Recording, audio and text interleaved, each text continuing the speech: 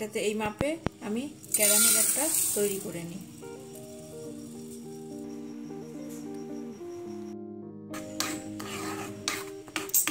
আমার এই ক্যারামেলটা এই তৈরি হয়ে গেছে। একদম দেখুন জল টল একদম কিচ্ছু দিতে হবে না, একদম চিনি দিয়ে পরে একদম রেখে দিতে হবে। আপনি নিজে নিজে এটা গলতে শুরু করবেন। এটা পুরো আমার চিনিটা দেখুন গলে গেছে। গরম জল আমি দিয়ে দেব।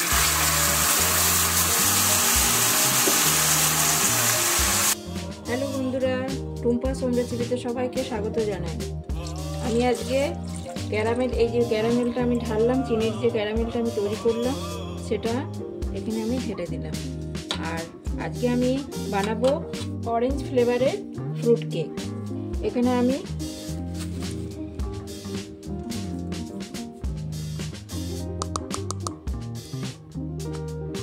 আরেক কাপ ময়দা নেব। আমি আরেক কাপ নিয়ে নিলাম। 3 কাপ ময়দা নিলাম। চেলে নিই। এখানে আমি দিয়ে দিলাম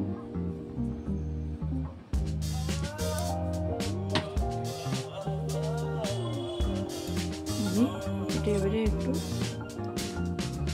মিক্স করে নিই। আস্তে আস্তে মিক্স করতে হবে। একটা স্টেপ ধরে এটা এমনিভাবে ঘোরাতে হবে।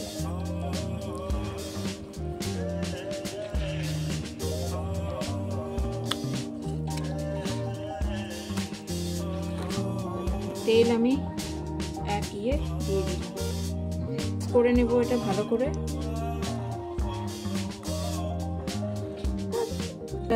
তেলটা মিক্স হয়ে গেছে।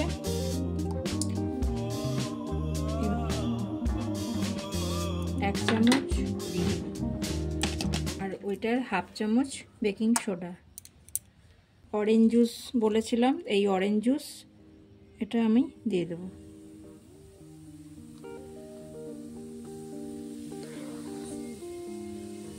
এবারে ভালো করে এটা মিক্স করতে হবে। এখানে আমার ড্রাই ফ্রুটগুলো আছে। এই ড্রাই ফ্রুটগুলো একটুখানি আমি ময়দা দিয়ে একটু মাখিয়ে নেব। আছে আর অল্প বাদাম আছে, এগুলো আমি ময়দা দিয়ে মাখিয়ে নেব। এটা ময়দা দিয়ে মাখালে মানে মাঝখানে এই ফ্রুটগুলো থাকবে, নিচে নেমে যাবে না। এসে এক চামচ দিয়ে দিলাম। ফ্রুটগুলো আমি সব দিয়ে দিলাম।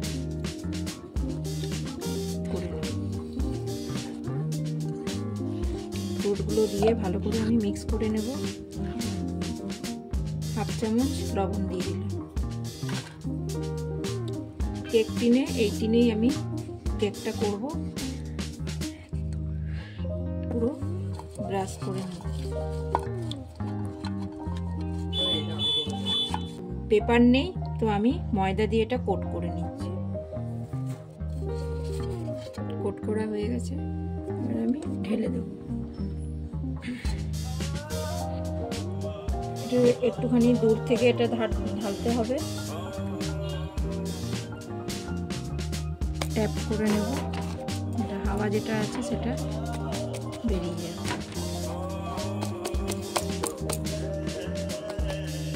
কড়াই বসিয়ে দিয়েছি, এটা পুরো একদম পুরো হিট করে নিয়েছি। 10 মিনিট আগে আমি কড়াইটা বসিয়ে রেখেছিলাম, পুরো হিট করা হয়ে গেছে। এবার আমি এটার জন্য এখানে স্ট্যান্ডটা দিয়ে দেবো। স্ট্যান্ডের উপরে এটা কেক টিনটা বসাবো। এটা আধা ঘন্টা হবে। হওয়ার পর আমি আবার আসি। আধা ঘন্টা পর আবার চলে এসেছি।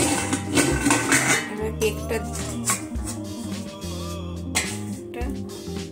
পারফেক্ট হয়ে গেছে। আমি একটু ছুরি দিয়ে দেখে নিই। ছুরির গায়ে এক ফোঁটাও কিচ্ছু লেগে নেই। হয়ে গেছে, নামিয়ে নিই। ঠান্ডা হয়ে গেছে, হালকা গরম আছে।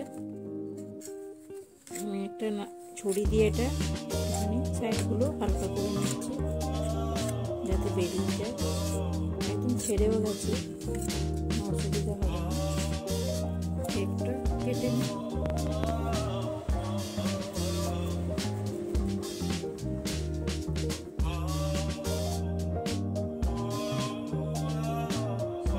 গরম আছে, হয়েছে, খেতেও দারুণ হয়েছে। তো আমার এই কেকের রেসিপিটা যদি ভালো লাগে থাকে লাইক ও শেয়ার করে দেবেন, জানাবেন কেমন হয়েছে। শেষ করলাম, নতুন একটা রেসিপি নিয়ে আবার ফিরে আসবো।